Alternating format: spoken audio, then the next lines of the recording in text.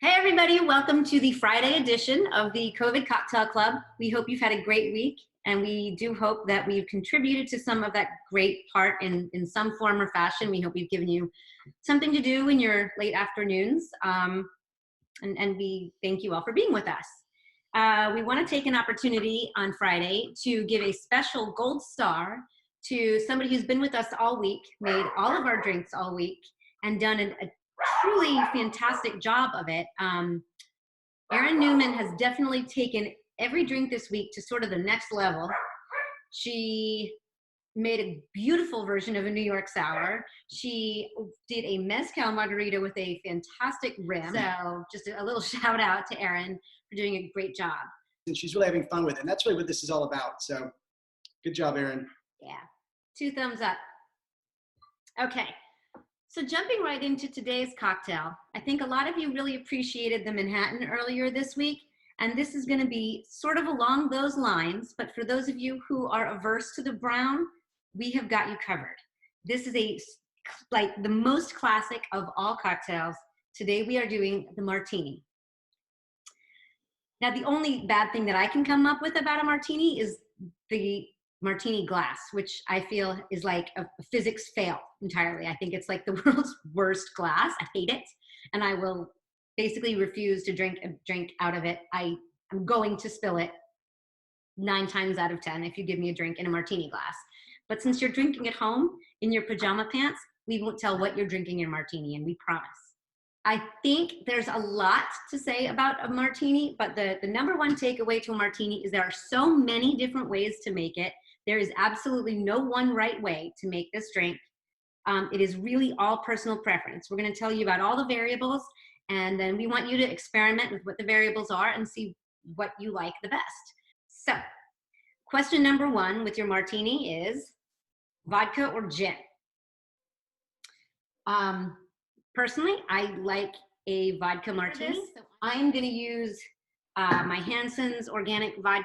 This is also the place, though, to go ahead and splurge on your good stuff, because you will taste your main spirit, so not a place for crappy-ass vodka. Or gin. Or gin. Crappy-ass liquor at all has no place in a Martini. There are 2 ingredients. You have to make them good. I'm using gin. I'm doing a Ford's gin. It's got some flavor to it that you're going to certainly appreciate and taste in a Martini, but it also works really well with gin and tonic. So it's a good versatile gin. Is you can do what's called an aged martini. So it's you can't do this with vodka, but you can do some barrel-aged gins. These I've got 2 here. I think Rysse's got 1 there as well.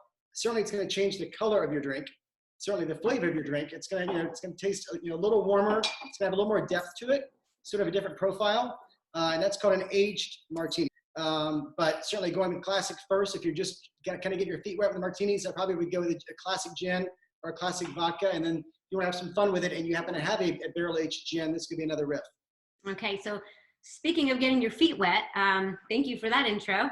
The next question that you're going to want to know about your Martini is, do you want it wet or dry? And all that that's referring to is how much vermouth do you want to put in it. So,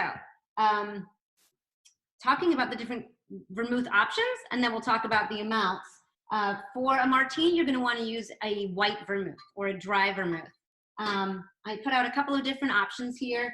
The one that I see most often used, I think in most of my recipe books, is this guy. He's a Dolin Dry. He comes in that cute Rysse size bottle. Not terribly expensive, really nice. Again, remember this stuff has to be refrigerated, same as the sweet vermouth. It has to be refrigerated, and it still only lasts for a couple months in your fridge. Personally, I really love this Dolin Blanc. The Blanc is sweeter than the dry. The classic standard Martini ratio in most of the dozen books that I consulted says it's 3-to-1 gin or vodka to vermouth. If you ask for it dry, that means there is less vermouth. That could mean you're doing a 4-to-1. The way I tend to do my martinis, I like it 4-to-1. Some people like it 5-to-1. Some people like it 8-to-1. So this one's less about a number. It's more of a feel. And again, it's one of those things that you're just gonna have to make lots of martinis to figure out what you like. But the way I like to do it is I get a In this case, a Nick and Nora glass. It's been chilling. I already put ice in it as well. And I actually like to do what's called a rinse or a wash. And so I'm actually taking the vermouth and I'm actually pouring it in the glass. And I'm letting that do a couple things. One, it's helping the glass continue to chill, but it's also leaving, when, as you'll see in a few minutes, it's gonna leave a rinse. Just a little bit of that vermouth left in there. So it'll still be dry, but it'll have a little sort of, the essence, I guess, of the vermouth will still be in there without it overpowering or really being like more of a wet style martini. So your next question that you're going to need to answer is shaken or stirred. Jason and I disagree on this. I think James Bond is a crazy person, and I don't see any reason why one would shake a martini, because there's no citrus, there's no syrup, and there's really no reason to shake this. So personally, I want my martinis stirred. You absolutely want it cold. The purpose of stirring, or shaking for that matter, is to dilute and chill your cocktail. And that is beyond essential, I think, for this drink. This drink, it has to be just as cold as you can possibly get it. So you got to chill your glass. You've got to get your cocktail cold in some form or fashion. I'm going to stir mine because I am a purist at heart. And Jason is going to bastardize the hell out of his cocktail and tell you why. So I really go both ways on this one. So years ago, I used to always drink it shaken with vodka, and I liked it extra bruised. But in my opinion, if I had to write a perfect recipe, I probably would say shaken vodka, stirred gin. But that's just me, and that's, again, the beauty of it is you can do it however you like, no matter what Rysse says. Totally random to me, Jason. I don't understand that even a little bit, but I just don't like little shards of ice floating around my cocktail. I want it, especially a martini, I want it to be just smoother than smooth. So that is, again, up to you. Okay, and then the last question that a bartender is gonna ask you refers to the garnish, and that's olive or twist. So do you want it with olives or extra olives, or do you want it with a lemon twist? Those are really the two things that you're gonna use most often in a martini.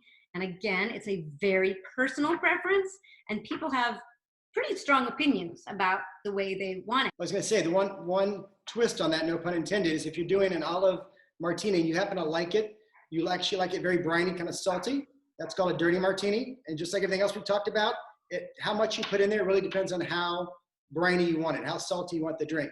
And I'm gonna be adding some of the olive juice, the olive brine, to the shaker along with the gin. And you're gonna see the color is a little bit different because it's obviously gonna have the introduction of the brine to the recipe as well.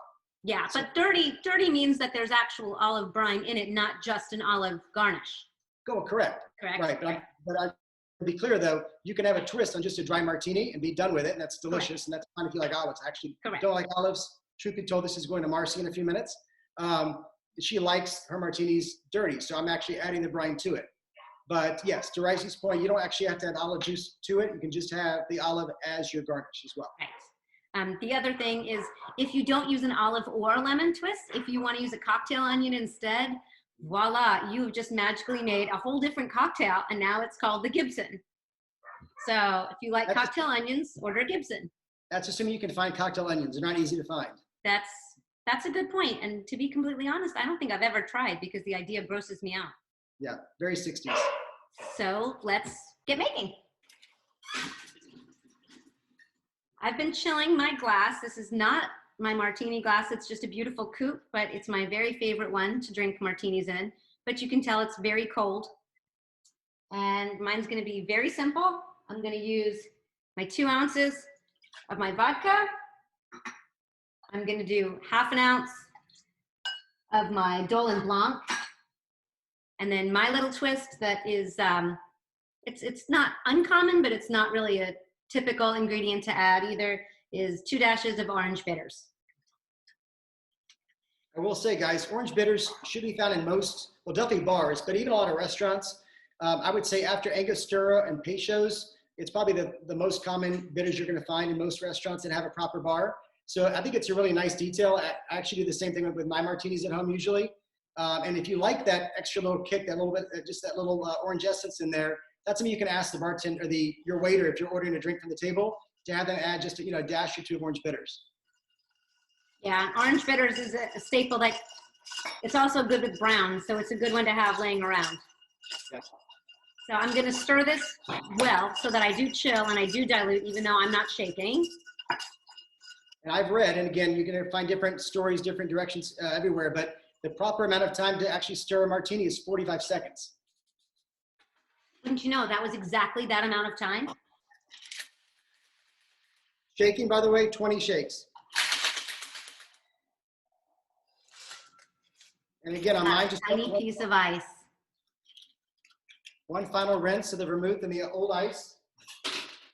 I'm not sure how obvious it is on the screen, but the color of this one's just slightly cloudier. Part of that is from the shake as well, because it will cloud the color, even if you don't add olive to it, the olive brine, but the olive brine obviously will change the color. The cloudiness will also go away if you let this sit for about 20 or 30 seconds. So part of it is just that initial change after the shake. I didn't know that. Yeah. Okay, so I'm making my lemon twist. To do that, I just use this little guy from my kitchen. You guys probably have one of him laying around. I'm gonna twirl him around my finger. Also, I don't know if you could tell on the camera, but when I was doing it, I got like a whole shower of lemon zest. It was, I mean, lemon oil going everywhere. It was amazing. Smells like super clean in here, even though my housekeeper hasn't been in 2 weeks. And then I got my cute little twirly guy. Beautiful. Lime, again, olives. Drop those in. And you have two very different versions of a classic martini. Looks good. It does. I really can't wait. All right, before we drink, let's talk about next week. So going into the weekend, if you guys want to do some shopping online or in the stores, if your liquor stores are open and want to go out, we've actually already downloaded a shopping list. Should have seen it this morning on Facebook. Also, we're going to put it up here today on this screen. So take a look. We're very excited about trying some, as we're now entering our third week, trying some new drinks that hopefully you guys have not tried before, so you can experiment a little bit.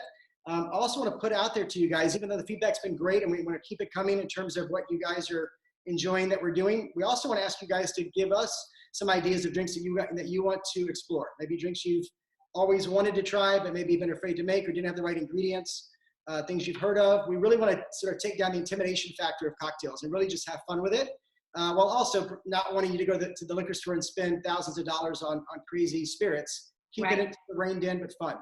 But if we are here for a number of weeks, we are trying to very slowly build your bar a little bit. So we're hoping that over time you are adding, a bottle or two a week and just building up your bar and building up your repertoire of what you know how to make. And if you know me, which I think a lot of you guys do, you'll recognize the one bottle we're recommending next week. It's one of my favorites. It builds two of my favorite cocktails. It's sort of the new spirit out there that has become much more popular. When you say Rysse in the last couple of years, you know what I'm talking about. Yeah, I think everybody knows what you're talking about. Yes, I do. I think it's become a ubiquitous item on a menu. Yes. So now the mystery's there. You have to figure out what it is. So anyways, have a great weekend. We'll see you guys Monday. Okay. Have a great weekend, everyone. Cheers, Rysse. Cheers, Jason.